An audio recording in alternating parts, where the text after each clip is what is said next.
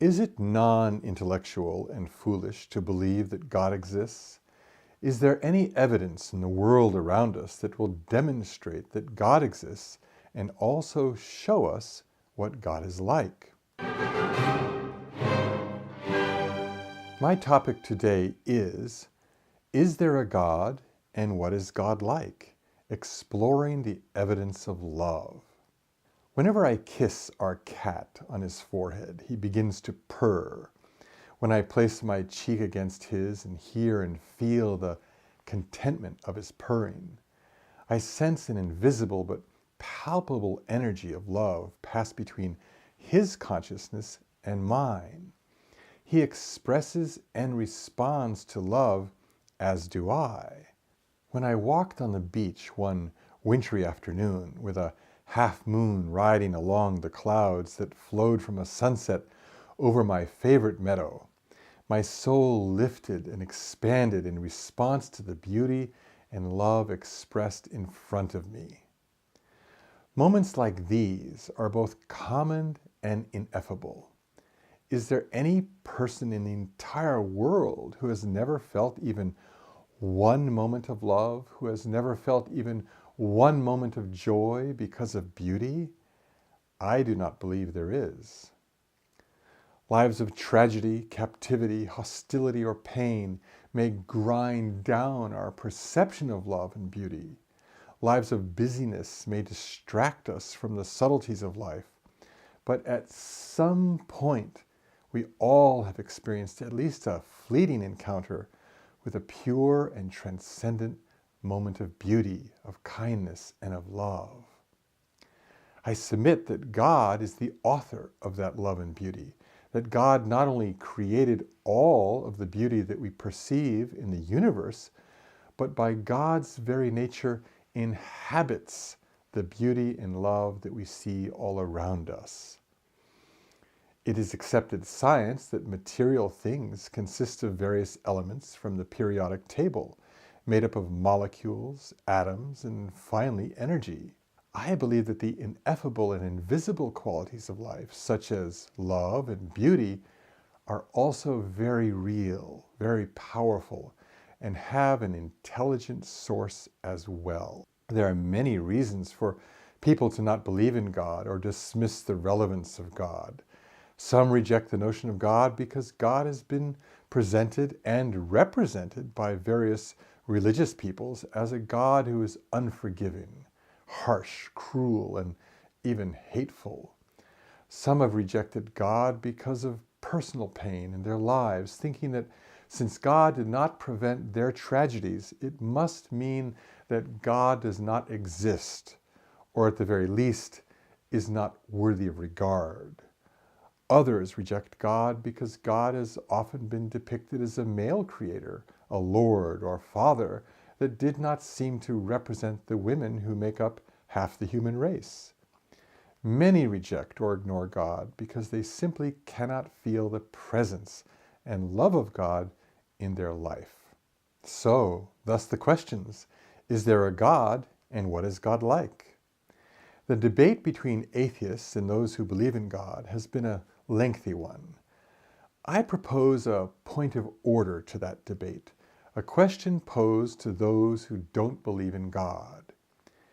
If adequate evidence was presented to demonstrate that the universe was created by an intelligent source who embodied all of the best qualities of life, such as love, kindness, compassion, fairness, justice, and integrity, would you feel comfortable accepting that evidence and agreeing that yes, indeed, an intelligent creator exists?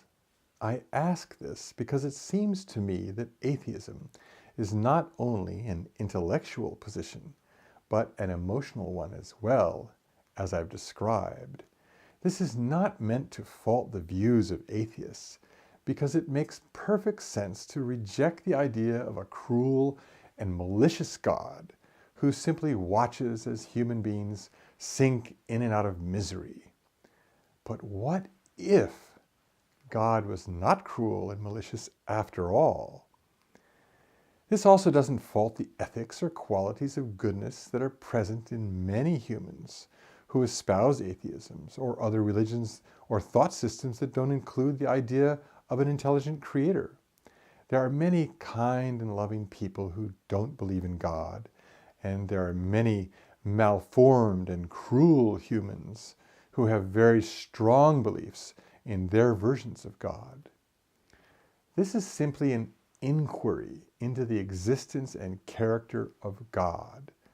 I use the word God for convenience to describe the intelligent creator of all life. With those who believe in God, both monotheists and polytheists, we see a large variety of opinions about what God is like. Some present God as kind and loving and parental, while others believe that God is a harsh and exacting Lord who views humans as servants. Some believe that God is male, while others view God as female, or both male and female. Many believe that God created an eternal hell where unbelievers will writhe in torment forever. I do not believe it is useful to debate doctrine or personal beliefs. Humans are stubborn creatures and don't easily change their views until they are ready to do so. That readiness is often sparked by some level of dissatisfaction with their current view of life, whether atheistic or religious. Sometimes their dissatisfaction stems from a feeling of stultification within their current creed or disillusionment with the practitioners of their religion. For whatever reason, we change our beliefs when we wish to. Still, even though we all may currently be living within what Dr. Deepak Chopra calls boundaries of belief, is it not valuable, or at least intellectually and spiritually interesting, to open our horizons to discussions of what might be true about God and the universe? I find the following verse from Romans 1:20 inescapably logical. St. Paul wrote, "Ever since the creation of the world, his invisible nature, namely his eternal power and deity, has been clearly perceived in the things that have been made." Perhaps because my mother, Polly Captine Brown, was an artist and art teacher, the view that a creator imbues his or her personality or knowledge into a creation seems like a no-brainer to me. We express outwardly what we contain within ourselves in ways that are revealed both deliberately and by accident. Conversely stated, we cannot create something that we know nothing about, which means that when we create something, we can clearly state that it reflected something inside us. For decades, I've been exploring the fascinating idea that the way to truly understand what God is like is to observe the universe of created beings and then to extrapolate God's nature based on those observations. In so doing, one also gains an ever clearer affirmation that the existence of the universe did indeed require an intelligent creator. This type of examination requires objectivity and the putting aside of emotional blocks about God, as well as an openness to examine dogmas with critical thought. In other words, our beliefs and faith that my doctrine is true because it was written that way may not hold water if certain dogmas are looked at with an open mind, and that includes atheism, which is also a dogma. The artist creation methodology of discovering information about a creator is best done comprehensively. One could point to a painting by an artist that is dark and dreary and conclude that the painter is constantly depressed, but doing so would not necessarily be accurate, for one's body of work is more than a single sketch. In the same way, one could look at sharks and say that God is cruel and vicious, but we must not forget puppies, which of course are the very opposite of cruel. How does the artist creation method demonstrate that God exists, that the universe was created by an intelligent source? To me, it employs the power of common sense to cut through all of the stubborn insistence that the universe was a random accident that began from nothing, it must be stated that when a person refuses to give credence to common sense, it raises the possibility that such refusal is generated by emotional motivations. If we look at a fine Swiss watch and state that it came into being randomly, without human intervention, most people would raise an eyebrow and say, huh? The same could be said for the play Romeo and Juliet, because not even monkeys pounding on typewriter keys could reproduce that elegant masterpiece. One could spend days listing the creations of humans that obviously required human thought and action to come into being, including smartphones, computers, movies, automobiles, aircraft, and you get the idea. And yet, not one human creation, however mind-bogglingly intricate and amazing it may be, contains the invisible power of life itself. I'm not just talking about physical life in all of its muddy and messy glory. I'm also referring to the invisible parts of life that are too often ignored in discussions like this. Things like thought, imagination, dreams, and perhaps most importantly, love. Remember, the atheistic scientists and advocates of evolution without God are positing that all of the incredible creations in the universe, including the invisible attributes of creation like sentient thought, love, kindness, compassion, and creativity, all came from nothing, with absolutely no input from a non-existent intelligent creator. The sales pitch is that it all makes sense because it's clear that life did indeed evolve from little crawly things into bigger, nicer things. So since evolution happened, it must be evidence that there was no creative intelligence behind it just because we can't see one. In the 2014 book Miracles by Eric Metaxas, the author writes, just 10 years ago, probably the most prominent atheist of the 20th century, Antony Flew, concluded that a God must have designed the universe. It was shocking news and made international headlines. Flew came to believe that the extraordinarily complex genetic code in DNA simply could not be accounted for naturalistically. It didn't make logical sense to him that it had happened merely by chance via random mutations.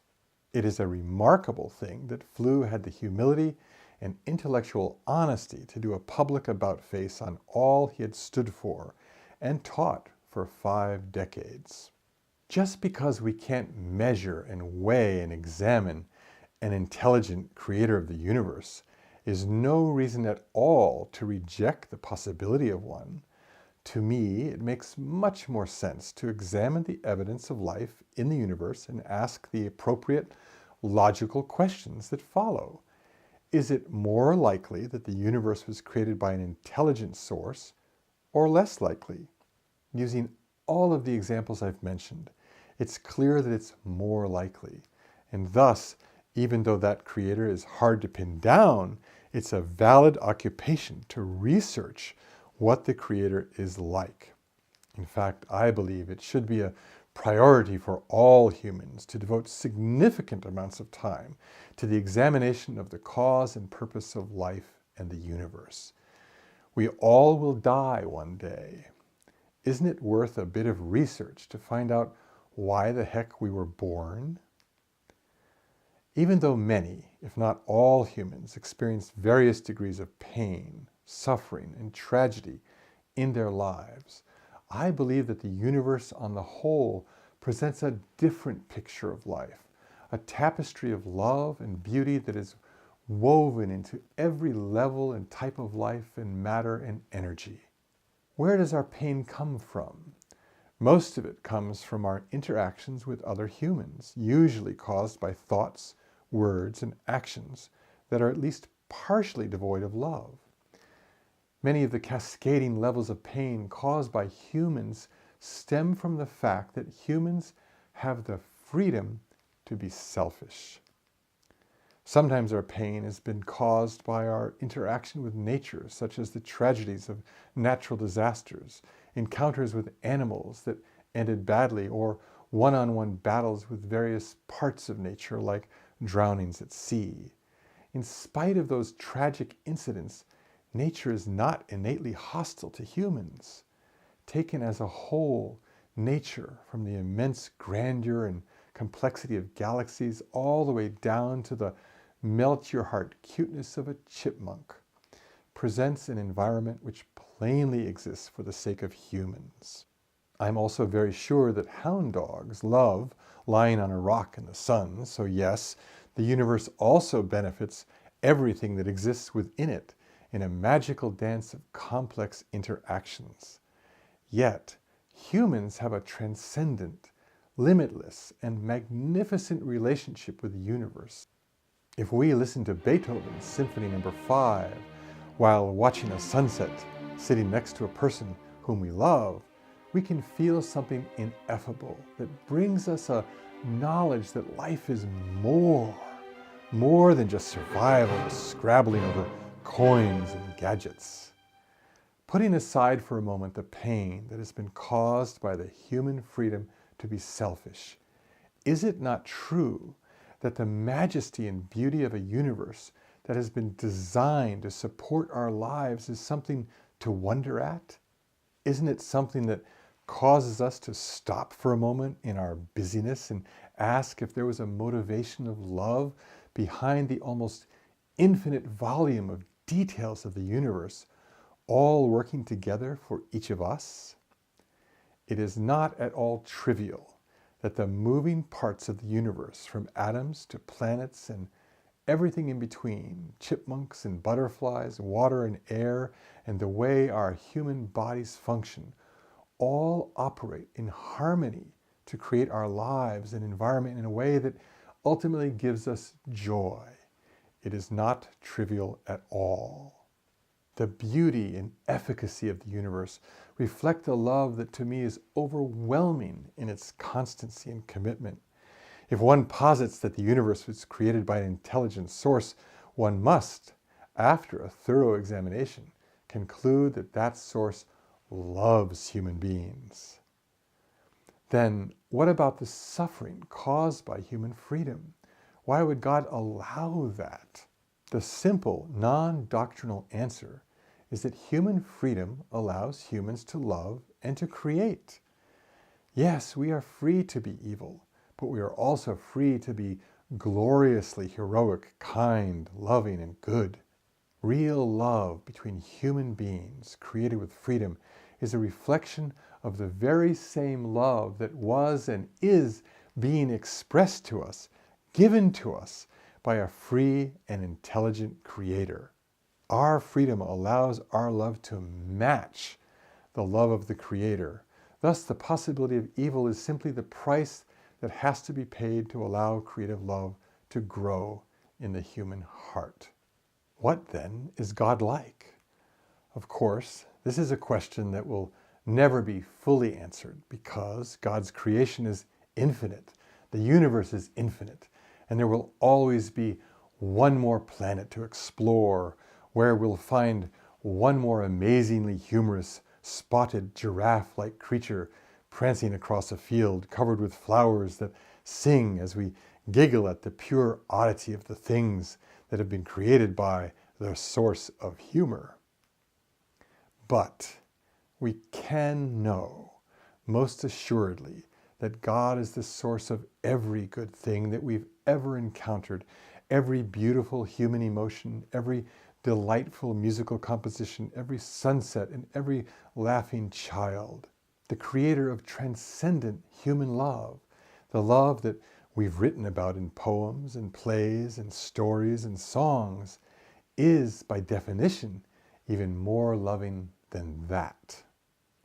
This means that the evils in human life that we all abhor are equally abhorrent to the Creator of love. It is common sense, rooted in the wisdom of each of our souls, to know that God is saddened by human evil and wants every person, without exception, to mature into the wonderful, magnificent human being that each of us were created to be. This also means that God is supremely egalitarian, because every human soul is a uniquely created part of God and is thus intimately connected to God in a personal and private way. Each human is a flowering of one aspect of God's creativity. A poet who has written 100 poems considers each poem unique and has a special love for each of them. Every human is an incarnation and wellspring of one unique part of God's infinite personality. Looking at the human race, one could say that God is multicolored, birthing every race and every person, each as beautiful as the others. If it's true for fields of flowers, how can it not be true for us? Some have felt that God is distant, like a master relating to servants, only pleased when the servants perform their tasks without mistakes. Yet we can plainly see that the model of the human family, with a father, a mother, and children, is very different from the master-servant pattern. Good mothers and good fathers, and there have been countless examples of each, love their children with a depth and width that is priceless, a love so great that they would die for their children, a love so profound that their hearts break if their children experience pain. Who created that model of both masculine and feminine love? Who created the model of the love between parents and children, husbands and wives, and brothers and sisters? Common sense will say that God did, and thus one can extrapolate something that is not generally considered, that God is indeed, as the creator of both male and female, a God who is both male and female. To many religious people, that sounds outrageous. I was raised an Episcopalian, and for many years I prayed to Heavenly Father, which is perfectly fine, of course, since God created fathers and must know all about fatherhood. But what about motherhood?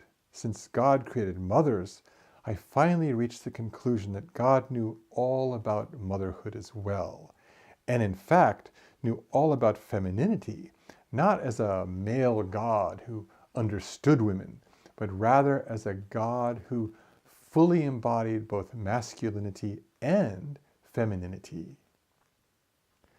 This particular artist creation examination of what God is like reveals that God's feelings and attitude toward human beings have been demonstrated in the human family.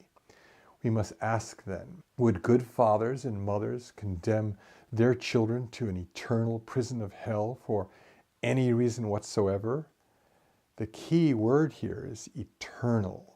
A child might indeed have to spend time in prison, but not for eternity, because eventually the child will begin to feel sorrow for what he or she did and will thus seek redemption. Compassionate and loving parents would never say, "Nope, too late, burn forever." Note that forever is longer than 10 million years or some other very long span of time. No crime would fit that punishment, especially if the perpetrator had repented and changed and evolved into a better person. Such eternal condemnation is monstrously unthinkable. If good human parents would not do that, then why would God, as the creator of compassionate love, condemn people to hell forever? I submit that God would never do that, which means that the doctrine of eternal hell is simply incorrect. It is far more reasonable to conclude that God will guide everyone to change and grow in their quality of goodness until they are all liberated from the hell that they might have created for themselves. Love demands that this is so. The exploration of what God is like is endless in a fascinating and good way. There will always be more to discover. However, I believe that the evidence of love and beauty in the universe clearly demonstrates that God's mind and heart are completely focused on living with us, loving with us, and helping us find the way to resonate and harmonize with the ever-creative love that God continuously seeks to express. Thank you for watching. You can follow me on Twitter at Falkenbrown and email me at peterbrown@worldcommunity.com. I invite you to subscribe, leave a comment, and click on the like button. I also invite you to become a patron of the arts and visit my web pages at patreon.com/Peter Falkenberg Brown, where you will have the opportunity to support this video channel by donating a small or larger amount each month. I am very grateful for all your support. I could not do this without you. So, until next time, love and blessings, and thank you.